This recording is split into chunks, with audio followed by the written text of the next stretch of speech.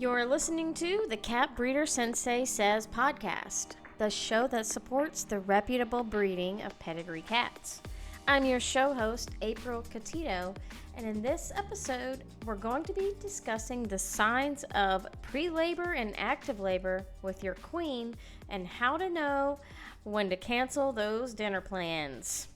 Right after this short message. Do you want to learn how to become a successful breeder of pedigree cats? Now you can. For the first time ever, enroll in an online training course that takes you step by step through everything you need to know to get on the right track.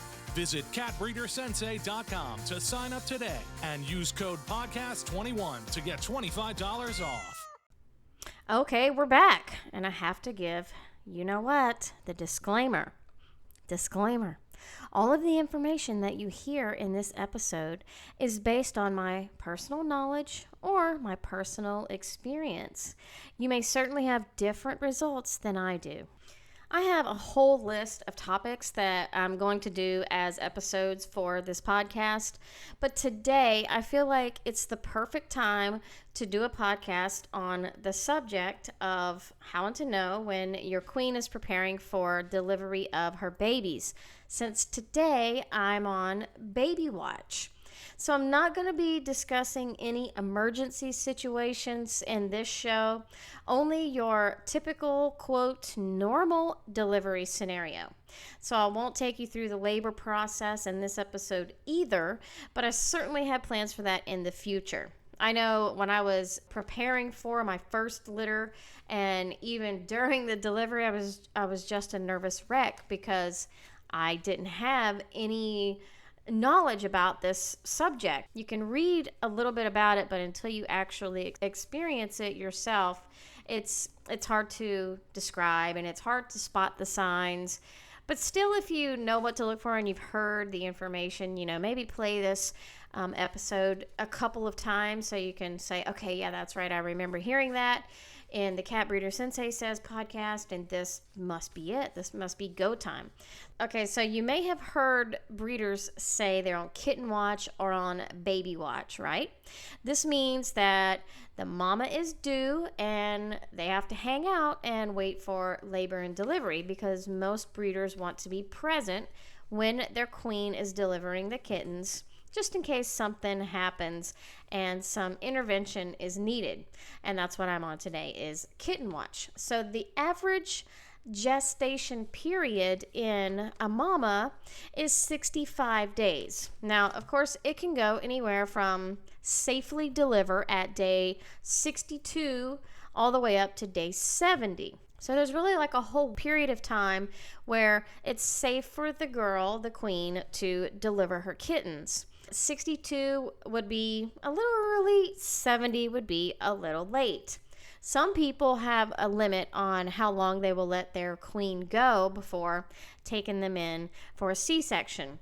I personally am opposed to that. Of course, I haven't had to do that yet, but I believe that nature will run its course and that the kittens will come. So again, I have not had to deal with a C-section because my queen has gone so far past day 70 that I needed to do that. I'm sure that probably is going to happen to me eventually, but so far, all of my queens have given birth between day 63 and 68. So the first day of mating you count as day 0, and then the next day is day 1, etc.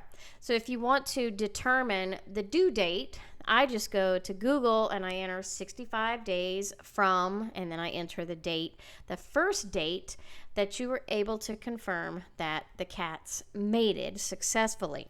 And then you'll have your due date. So today I'm on day 64 and I'm on kitten watch. And I'm going to share with you some of the things that we're experiencing currently and some of the things that I expect to see very soon within the next 24 to 48 hours. So this particular queen lives in the cattery with 3 other girls, and about a week ago I brought her into my home, into the nursery, which is a spare bedroom, and she is prepared in her own private space. I'll call it a suite, where she has a birthing box, and I have it in the closet. It's nice and dark.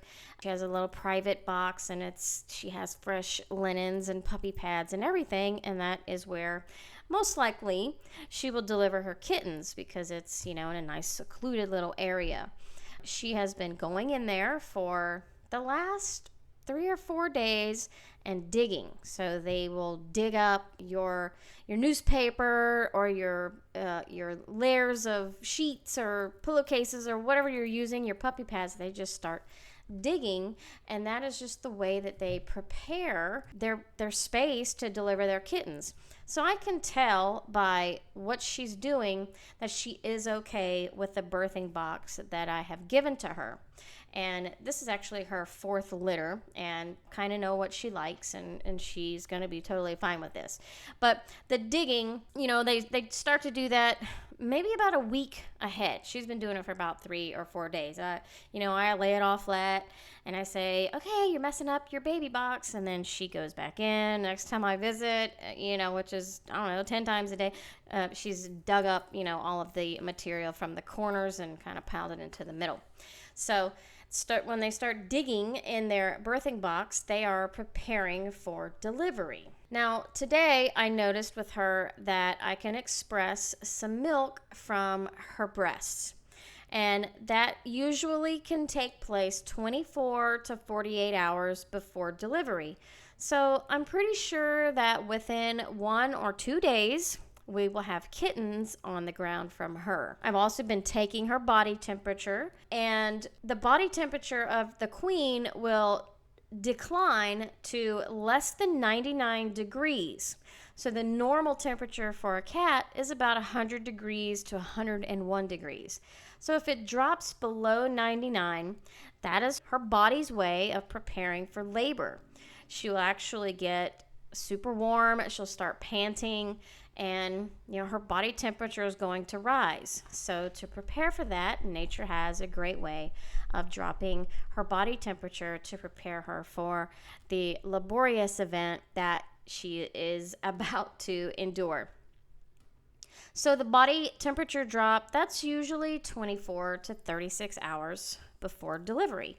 So some of these signs are all pointing to within a day or two, we're going to have kittens. So another sign is that your queen will seem restless, maybe even anxious, and definitely more vocal than usual. She has been meowing at me just nonstop, just meow, meow, like, she's trying to tell me, hey, we got babies coming. Make sure you don't go to dinner. Make sure you don't go anywhere. I'm going to need you in here. So some queens like for you to be present with them, and others just want to be left alone, and they're in their own little world. She has actually done both. The first litter she delivered in the middle of the night. She had one little singleton. It was like a little Christmas present. I woke up to and was like, oh, you had one little baby overnight. And then other time, the other 2 deliveries, I have been there with her, and I hopefully, if she doesn't deliver in the middle of the night when I'm sleeping, I will be there for this one too. Now, I know that cats lick themselves all the time, but a queen who is preparing for labor and delivery will lick her stomach more than usual. And that is a way to stimulate labor. So kind of an interesting fact. You'll see her licking her stomach, lick, lick, lick, lick, lick. You just got to pay attention to the little subtle things that she's doing as your signs of, okay, I see what you're doing there. You're licking your stomach. You'll also see her licking her genitals. And this may be from the mucus plug. So just like in female humans, the queen has a mucus plug that comes out of her vagina just several hours before the first baby makes an appearance. So when I say several hours, I've seen it 45 minutes before active labor actually started, and I've seen it a whole day before labor actually started. So when you see the mucus plug, definitely go to Kitten Watch, but don't get upset if labor doesn't start, within a few hours. It could definitely be the next day or 2 days. And so the mucus plug is a thick yellowish discharge. And you may completely miss it because she may lick it away before you catch it. You literally have to be in there all the time, checking on her to see, and checking her vagina to see if you see the mucus plug. Another surefire sign is that she will start spending more time in her birthing box. So that's always the giveaway for me when I see her just sitting in there looking out like, hey, I know what's coming. So they'll go to their birthing area and just hang out there. Maybe they already feel some contractions that you're not aware of. Once the cat starts having contractions, you can see them. If she's in active labor, you can actually see her stomach contracting. But when she starts hanging out in the box a lot, she doesn't come out. She feels something that you can't notice yet. So go to Kitten Watch at that point if she's hanging out in her birthing box. Something I notice with the queens, if I'm really paying attention, and I'm super anal about details, but I notice that they seem a little irritated. I don't know, they're trying to sleep, but they can't. They probably are having little twinges of contractions and it's getting uncomfortable. And that's what makes them get up and move around and keep changing positions and, seeming restless. You may even notice that your queen is twitching her tail. She may look like she's trying to relax and stretch out her belly and take a nap, but she's not really asleep. You can tell that she's trying to, but she's twitching her tail and getting up and moving around and changing positions because she may be feeling a little uncomfortable. Another commonality that I see in my queens is they become very affectionate. They purr loud. They make biscuits and they just rub on you back and forth or maybe roll on their back and want their bellies rubbed. It's just something that I noticed that basically the majority of them do right before labor begins. One more thing I'll mention about being on Kitten Watch and knowing the signs to look for to tell when your queen is ready to deliver her babies is the breathing. So you will notice that she will start breathing a little faster and a little more shallow than her normal pace of breathing that she usually does. So just pay attention to her breathing rhythm, and when it becomes a little faster, a little more rapid and shallow, that's definitely a sign of some pre-labor activity. So all of the things that I've shared with you in this episode are things that I've experienced, and I made that disclaimer in the beginning. Now, I know that there's many different scenarios that queens are faced with when they're preparing to deliver their kittens. It's probably literally impossible for me to review all of those, especially when most of mine have been pretty typical to this point. I've never had an emergency C-section. I've never had tragedies during childbirth, so I'm fortunate to this point, and I'm very lucky to be able to say that. So I know that other people have experienced some of those things, and if you're willing to be a guest on the show and talk about some of those things with our listeners, that would be really awesome. That way, we can prepare for some of the not so typical labor and delivery experiences that we may face as breeders of pedigree cats. So just reach out to me at info@catbreedersensei.com and let me know if you'd be willing to be a guest on the show. I hope you enjoyed this episode of Cat Breeder Sensei Says.